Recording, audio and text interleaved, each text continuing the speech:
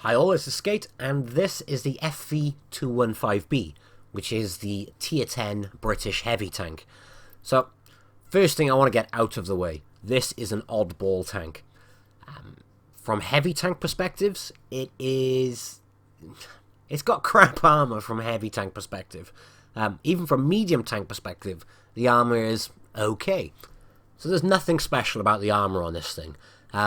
When you use the gun depression, it's got 7 degrees of gun depression, but when you use the full gun depression is when the turret becomes very bouncy and that front upper plate becomes very bouncy. And obviously it's rear turreted. So you'd think, when you first jump into one of these things, oh hey, this is going to be a side-scraping monster. No, it's not. The side armor is crap. Now you may be thinking straight away, if you haven't played this tank, well, what is the point in getting it then? It's still a very, very good tank. The gun is just... the gun is incredible on this thing. And when it comes to tier 10 medium tanks, this thing is a bully. But it is very important to point out that it's not your conventional heavy, and you don't play it like a conventional heavy. And all you've got to do is look at the stats, and the stats would show that. Also, if you're a bit of a nerd like me, you'd know the history of the British tanks, and you'd know that things like this, or the Conqueror in specifics, were built, obviously this is a blueprint tank, but the reason these things have poor armor and insanely good guns is because they were built to deal with things like the IS-3. And the British built these, I am talking mostly Conqueror here, but this is obviously blueprinted off a Conqueror. But these things were built to deal with an IS-3 from long range. Obviously the IS-3 was an incredibly effective tank, so the Brits have the answer of, well, let's just take it out before it even gets within range to deal with us. Hence that laser beam accuracy. And when you use that sort of mindset playing these British tanks, you'll do fine. I personally was a tad too aggressive when I first had this, and I sucked in it as a result. I've refined my playstyle, and I've improved in it. So I wanted to make this video because anyone who has the same issue as me, when you first get this thing and go, well, actually, I'm sucking in this, what am I doing wrong? You're playing it like a heavy tank, that's what you're doing wrong. So, the purpose of this video, I will show my playstyle in the hope that other people can learn from my mistakes so you don't have to screw up as bad as I did when you got this tank. So obviously I run through all those details now. I will say one thing though. I'm a huge fan of British tanks. The guns on them all the way across, nearly every single one, is just fantastic. I adore the Conqueror. I think it is a great looking tank. It's good. It's really good. And it's the same with the Centurion 7-1. I love that tier 9 tank. And this is just my personal thing. I prefer the tier 9 British medium and heavy tank to the British tier 10 medium and heavy tank. I think tier for tier they are better machines. That's in no way saying these are bad. They're not. They are really, really good. But I prefer the tier 9s. Which is actually irrelevant from this video, but hey. I promise I will try and keep on track for the rest of the video. So, first thing I'm going to have a look at is my loadouts. And we'll go straight in with consumables. I run Adrenaline, a multi-purpose repair kit, and I also use the repair kit. This thing has a habit of losing its ammo rack and getting set on fire. And then provisions, you have to run double T's and improved fuel. You have to run double T's because it's British. That being said though, the protective kit instead of the improved fuel is also a good shout. Now onto ammunition, I run 17, 10 and 8 of the Hesh. Oh, the Hesh is very, very good on this tank, but we'll come back to that. Why did that sound like the start of SpongeBob then? Anyway, fence, gun rammer and vertical stabilizers. Don't bother with the gun lane drive when you can fit vertical stabilizers. And then I wanted to have a quick look at the armor. So, looking at this, you'll see it's quite patchy. That front upper plate we are shooting at with an IS-7 with AP ammo. The front upper plate is surprisingly troll, actually. But why waste your time aiming anywhere else when you can aim at those cheeks on the left-hand, right-hand side just below the turret ring, and it's pretty much a guaranteed pen every time. The side of the turret ring isn't, but just below it there is going to get penned every time without fail. And that is one of the exact issues with side scraping in this thing. Now the side armour on this is not good in the slightest. Now, it's rear turreted, so you have to side scrape out. Now the reason you have to side scrape out is because it exposes as little of the tank as possible. So although it's not a good side scraper because it's rear turreted, you still need to use it. That being said, if you do it at as little angle as possible, I personally try to line my gun up with the headlights you can see on the front. That way you know it's not over angling, but even so, you can still see it is riddled with weak spots. And as I mentioned, we are firing at the side of this thing with an IS-7. Do this exact same thing up against something like a high-pen tank destroyer, and he's going to go through the side of you like butter. Now, that being said, when you use the gun depression on this thing, you'll notice that it all pretty much turns red, and those cheeks are very, very hard to get to. So you want to try and do things like that as often as you can. With it being rear turreted, that's easier said than done in most cases. However, I found the best way to play this thing is to push up very quickly because it is a very mobile tank, and then basically stay hull down. So it's just my turret they have to shoot at. So once I've pushed up and spotted, I will then stay where I am and allow my team of slower heavies to catch up and then obviously take over. The other thing, I mentioned the turret earlier. When you're looking directly at the turret on this thing, the one side is weaker than the other. It's the right-hand side of the turret which is weaker. You'll see I'm pressing on it now, it only says 2%. But if you shoot as high as you can on that side, you're more than likely going to penetrate. So, from the tank's perspective, it's the right-hand side of the turret. But if you're shooting at this thing, as you can see from there, you're shooting at the left-hand side of the tank. So if this thing isn't hull down, and you can't see the lower plate, your next task is to go for those cheeks by there. And then if it is hull down, go for that side of the turret. And the other thing I quickly want to show in comparison to the other tanks via tank compare is a couple of interesting stats. First off, holy crap, look at that DPM. The DPM on this tier 10 heavy tank is the same, and it's more in the ballpark of medium tanks. If you're brawling with medium tanks and you can load the Hesh, it's just amazing. I can promise you, you'll have absolutely no complaints about this gun. It's got a slightly above average penetration on the AP. On the APCR, it has a below average penetration. But with a gun that accurate, it does not matter. Now, if we look at the Hesh on this thing in comparison to the HE on the others, you have 120mm of penetration. And it does 515 average, which gives you 4,400 DPM. And it is effective with 120mm of penetration. If you're in a grill and this thing is launching Hesh at you, run away. Run away quickly, because it will tear you apart. So as far as firepower goes, this thing easily outdoes any of the other tier 10 heavy tanks. Even the E5. Now, the next thing I want to look at then is weapon handling. If you look at the aim time, the gun dispersion, all of them, they again outshine everything. A 1.38 second aim time and a 0.29 gun dispersion with this setup. That is ludicrous. And look at the accuracy on the move, 0.15. Again, outshines any of the other tier 10 heavy tanks. It has 7 degrees of gun depression. It's rear turreted though, so it kind of inhibits that slightly. With the Conqueror, you could stick the nose just over a ridge, and you could shoot away down the ridge. On this, you'd find it a lot more difficult to do that. And then if we start to look at the movement, this thing actually has a fairly low top speed, only 34 kilometers. It's lower than all the rest of them except for the E100. However, this thing has better acceleration than the rest of them, and better ground resistance. So it'll get up to its top speed quicker than the rest. So if you're side by side with an IS-7 on flat ground, you will pull away from the IS-7 until such time you hit your top speed, and then the IS-7 will go whizzing past. So acceleration-wise, this thing is amazing, especially when you're going up hills. And then the other thing is the track traverse and the turret traverse.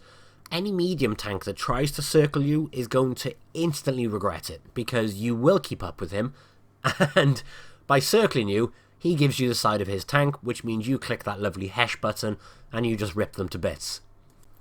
And then moving on to extras, as is put here, we've got view range. The view range on this tank, for some reason, is slightly better than all the other tier 10 heavy tanks, which also gives the indication that this thing should be played slightly further afield. And then in terms of health, it is literally middle of the ballpark with a very healthy 2,100 hit points. But that is enough theory crafting for now. Let's have a look at some gameplay. So, this first game is rather interesting. I think it combines a good example of the accuracy of this gun and good use of the Hesh. And do you know what disappoints me the most about this tank? You don't see it. This tank is very, very rarely seen on the battlefield in comparison to an IS-7 or an E-100. You do see them, obviously, but nowhere near as much as you see one of these. Now, I just saw a Waffle, which is why I loaded the Hesh. However, Mr. Waffle's not going to come back out, sadly. But yeah, I don't think I've ever been in a game with two of these things. I've been in games where you've had 2 or 3 IS-7s. I don't think I've ever been in a game where there's been 2 of these on the same team. Unless you see a platoon, of course. Now, you'll notice I'm side-scraping next to this IS-7, and the reason I'm side-scraping is not because I want to try and bounce shots off my side, but because it exposes as little as possible of my tank. Now, there is a good example, I think, of the accuracy. We can get a very quick shot straight into the lower plate. I mean, look at the room we've got to work with there. And although it has no armor, you don't have to hang around. You can literally put your shot in and pull straight back out. That T-57 very, very kindly decided to shoot my upper plate with his first shot, and obviously bounced, but you'll see as soon as I over-angled the side, he went straight through, no problem at all. It's at this point I'm very conscious of my left-hand side, because there are mediums coming, and I am the only one on the far left-hand side. So rather than let them surprise me, I thought I would go and surprise them. And you'll notice I have my Hesh loaded, lower plate. The DPM with this Hesh is insane, especially if you come across something like a Type 61. It looked like that T-62 was flanking me then, but I think he's dealing with someone else in my team. I'm waiting for him to pop back out, and you'll see another one straight through his lower plate, over 500 damage again. Sadly though, there is a Type 61, a T-57 Heavy, and a Conqueror by there, so this isn't going to be a fun time for me. I mean, look, I couldn't even see round the corner then, and I got penned, which is really frustrating. So I'm literally got penned by all 3 of them, one after another, and I am down to a one-shot for all of those tanks. There is one thing I have on my side, though, which is DPM. Now, I'm going to try and track this Conqueror as he comes around the corner, so that way he can't get his gun around. But T-57 decides to come running in, and as I pulled forward, he missed my lower plate and bounced off my upper plate. I'm going to put one into the Conqueror, and I now have a Type 61 behind me. A quick load of the Hesh means I don't need to waste my time aiming, and I can just put the shot straight on him. And someone else got the T-57. How I survived that, I don't know. And that's pretty much the excitement in this game for me. It was a funny old game, and it was over very quickly. And it doesn't look like I've done much in this game. I literally went in pretty much a 1-on-3 situation at one point. Obviously, team came to my rescue though. But that's the thing with this tank, is I've only put a couple of shots off. Because the Hesh is just so good, you rack up a lot more damage than you think. And with that very fast rate of fire, if you're using Hesh and it's working every shot you're getting through, you're gonna plow out the damage very, very quickly. Over 4,000 damage a minute. So lightly armoured medium tanks, make sure you have plenty of Hesh, because you will have a glorious time with them. I mean, like I said, I didn't feel like I did a lot in that game, but yeah, I managed to come out with 4,000 damage and a first class. And I think that is purely down to the use of the Hesh. I mean, under 7 seconds on a reload, and when you can use that Hesh against mediums, and I know I am banging on about the Hesh, and the reason I'm banging on about it is because you just don't see it used often. And that's the exact reason I carry so much of the Hesh. I know many players who only carry like 3 because they think it's like HE, or they don't think it's a viable option. I personally think Hesh is a bare essential in this tank. It's one of the things, or it's one of the key features which can be difficult to use, I will say that, but it's one of the key features of this tank which basically set it aside from the rest. It's got one of those British quirks to it. Now, this match is a funny one. At the start of the match, you'd see that girl decided to moan straight away, and the only thing I could think of saying to him was, "Lol, nice way to start a match." I have no idea what his problem was. The game had just started, and he already started moaning. What I can tell you from the very get-go, this is now a 6-on-7 situation. Our medium tanks are making their way into the city, and the grill is going to start making his way out if you look at the mini-map, and that's pretty much where he is going to remain. While watching this battle, just pay attention to the grill in the corner. You'll see what I'm trying to do now is go for track shots on this IS-7. Sorry, IS-8 here as well. Doing track shots obviously keeps him out. I missed with that one, or he used his repair kit, I'm not too sure. And I just took a hit, I think, from the E50, and the Leo is on the run, which is why I've loaded my Hesh. And we have a nice 550 damage into the side of him. But like I said, it's the rate of fire. I mean, look, I didn't do more than 150 damage there, but I took his track off, which is enough to keep him there a little bit longer for everyone else to do plenty of damage to him. And somehow I bounced a shot off the back of my turret. Go figure. Makes no sense. Anything that fires at the front of you, well, 90% of the things that fire at the front of you are going to do plenty of damage to you, but on the one occasion something shoots at the back, it bounces. I love this game sometimes. Now in this scenario, my friendly mouse is in a lot of trouble, and if I come out by here, I'm just going to be the focal point and I am going to get wrecked. So I'm just side scraping off here, using the limited gun depression we can use. So this is actually a good example of the gun depression. But in this scenario, I'm quite bouncy, and I'm putting shot after shot in to help that mouse. Also, remember that grill I mentioned at the start? Check out his location on the map. The guy is an idiot. It's players like that I can't stand. I don't rage in-game. I don't ever rage. I don't see the point. It doesn't accomplish anything.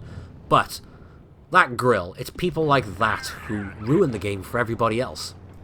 Literally at the start of the battle, he told everyone to fuck off and then went and sat in the corner. Yeah. Cheers, mate.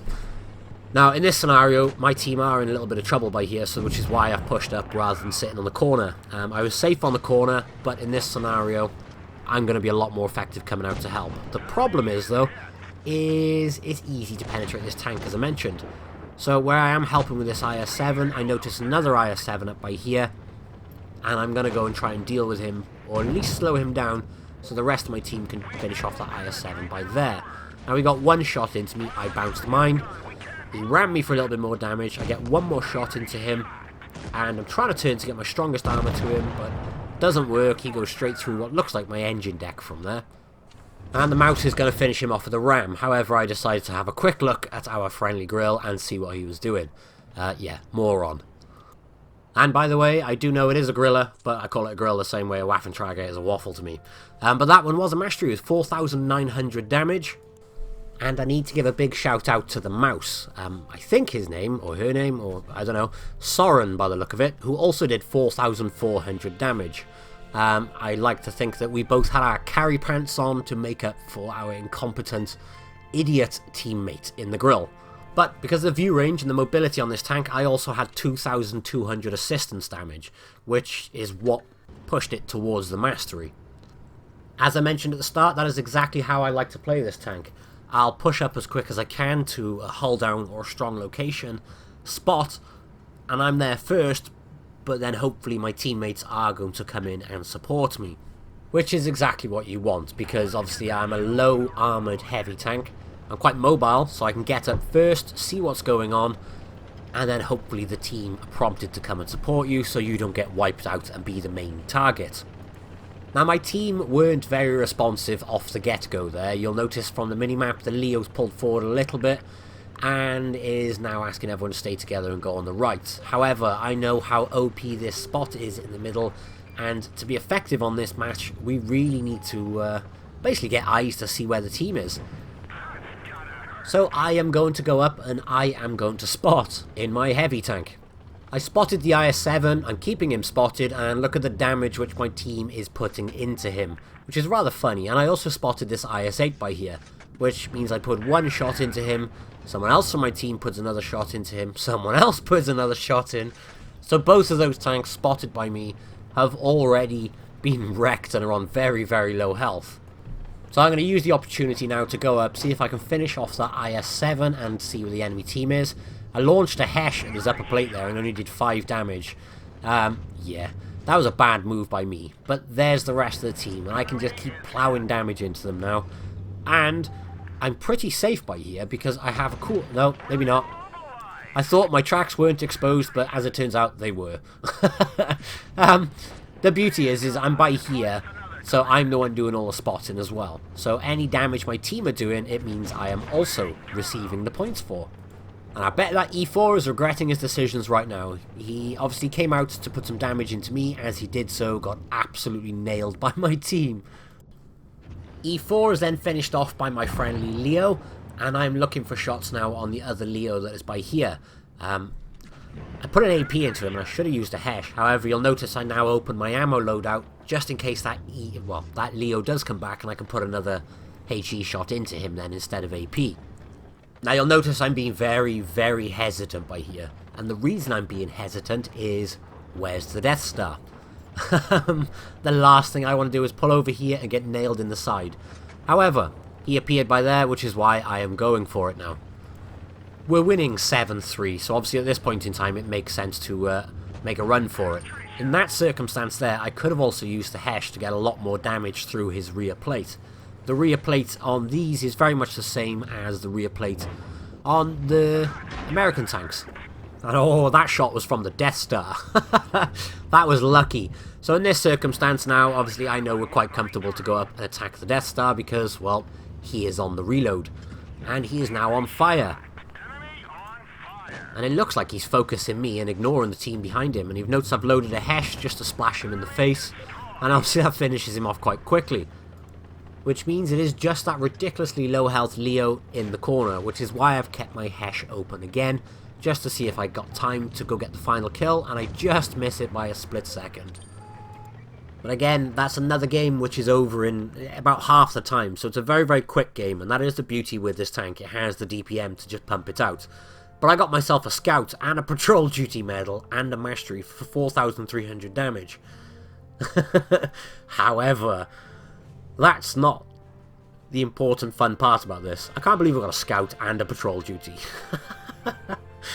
I was happy with the damage. What I was more happy with was my assistance damage. I had 5,200 assistance damage, which pretty much means, about 9,500 damage combined? Which also means we walked away with a very respectable 51,000 net profits. That's pretty good going for a tier 10. This was a weird one. My screen turned off for about 3-4 seconds in the middle of this game. I could still see it on my tablet, however, the recording packed up. So I wasn't even sure whether to include this one. However, I thought it's a very good example of how I like to play the tank. And you'll notice that's exactly what I'm doing again, is pushing up to get spots in early. And then hopefully I'll have enough team behind me to support me and come in and almost distract them so I don't take all the damage. However, the vast majority of the enemy team has been spotted down there, so I'm going to use this as my location to go hull down, and this is the perfect sort of spot for this tank. My hull is covered. If anything is poking out, it's just going to be a slight bit of my upper plate, and with the accuracy where I am here, I have a very quick aim time. I can pop shot after shot when they eventually appear into these guys, and they can't do sod all to me. Obviously, if they were appearing, that would have been a perfect scenario for me, but it's not because they're not appearing, so I do have to go closer. I almost bait them to shoot at you, but because we're behind this ridge here, we are pretty safe, and we have a very good aim time, as I mentioned, and very good accuracy. And obviously we have the quicker reload. We don't do as much damage per shot, but by the time they're going to come out and put shots into me, I am already reloaded, waiting for them. And this is the exact scenario I mean. Look, the IS-8 is popping out to say hello. If I pull forward, he bounced off my turret, and it means I get a return shot into him, and someone else just bounced off me as well. And the Centurions decided to come say hello, side on. I'm not shooting my Hesh into the side of him because he has spaced armor on the side with those skirts. But this is my favourite sort of location for this tank. The turret, as I mentioned, it is riddled with weak spots, but it's surprisingly strong when you angle it backwards. And you'll notice what I'm trying to do sometimes, well, I'm trying to track shot every time, but you'll notice I'm using the ridge in front of me sometimes to push my tank up a little bit. Because as you're doing that, you're adding a little bit of gun depression, and you're adding a bit more effective armor to the actual armor on the tank. And look, just look at the rate of fire on this thing. It is absolutely ludicrous. We can literally just put shot after shot from here. Well, we could if the enemy was dumb enough to just sit there, but they're not. You'll notice they're all hiding now, and I screw up badly by here. My logic was, if I push by here, shoot the IS-8 on the left and get into cover and put fire from this angle. However, look at the damage I'm receiving, and as I was in the middle of doing this, my screen recorder packed up. So I'm trying to fix my screen recorder and get my tank into cover at the same time. Screen recorder's fixed, and I am back in cover. I mentioned earlier about not shooting the Centurion with Hesh in the side. Obviously that was at range, however close range I could see above the spaced armor, which is why I was quite happy to put that next shot into him, just above the spaced armor, where it wouldn't basically splash. Now, I was stronger in the last position I was in, and in hindsight, I probably should have just stayed where I was. Yeah, I probably wouldn't have been of much help to the team, and I would have had to wait until the enemy come to attack me. But in this scenario, I've wasted a lot of health, and I can't even repair my ammo rack by here. But we do have a lovely rate of fire, and that E100, as I mentioned in my last video, aim for the turret ring always. I probably got a bit lucky there, but turret ring on them things are so weak in comparison to the rest of the turret face. Now there are two tanks left. We have an IS-7 and a Jaegeru. Now, the Jaegeru is by here, and the IS-7 is over there. IS-7's going to have the mouse on him now, so I thought I'd leave him to it, and I'd go and try and take care of this guy. Now you'll notice the one thing I'm going to do here is get my Hesh just in case I can see his flat sides. Because if I can get his side or back with that Hesh, it's going to hurt. And with a damaged ammo rack, I need as much DPM as I can. We took out his engine and his ammo rack, and we set him on fire. I shot another Hesh there because the angle he was at, I probably would have bounced. However, the next one, no problem at all, and the mouse has now finished off the IS-7 as well. That was an interesting game. I made a very, very stupid mistake right in the middle of it. But we live and learn, and obviously the point in me making these videos is to show people what my playstyle is if they're curious, or in scenarios like this so they can just laugh at me. But it did mean that, obviously, even with the screw-up, we managed 6,339 damage, which gave us 22,000 net profits, and obviously we got 3 kills. So yeah, the FV215b, it is a good tank. I personally think it's hard to carry in this tank, even with its DPM, when your enemies are dead, because you just don't have as reliable armor as most of the other heavy tanks do. Now, different people define carry as different things. When I'm saying carrying here, this tank is very good at carrying when it has a team which are taking the focus away from it.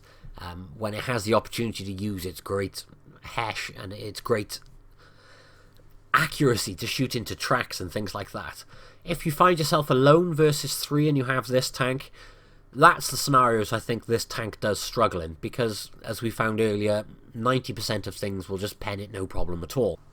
I'm not saying it's not possible, that's not what I'm saying at all. I'm just saying in comparison to something like an E100, this tank with its lack of armor would be much harder to do that in.